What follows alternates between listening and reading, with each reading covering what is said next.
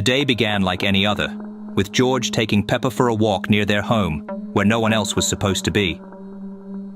However, George felt strange, as if someone else was watching him. He didn't see anyone around, but the feeling wouldn't leave him alone. Meanwhile, his sister Pepper behaved as usual, clearly not sensing the same thing as George.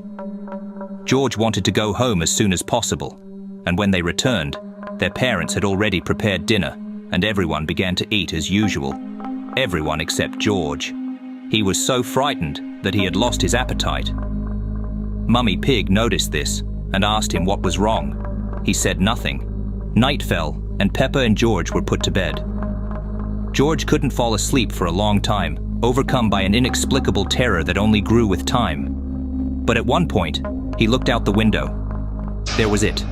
The dark silhouette of a creature was clearly visible, staring straight at George.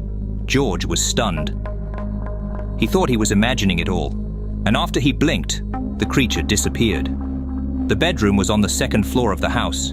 No one could have looked in the window. Fear gripped him, paralyzing his body and mind. George hid under the blanket and wouldn't come out. He did fall asleep for a few hours that night. When he woke up, he ran to his family and burst into tears.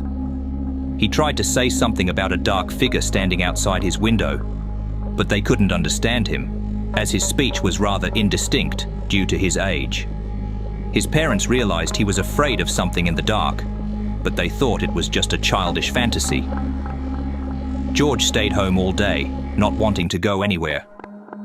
After his bath, Mummy Pig put the children to bed, but that night George curtained the windows. George couldn't fall asleep.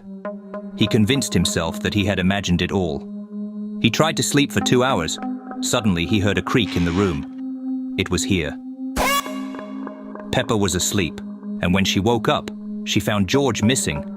There was nothing to indicate what had happened to him. His parents reported that to the police. It turned out that it wasn't the first time something like this had happened. A state of emergency was declared in the city.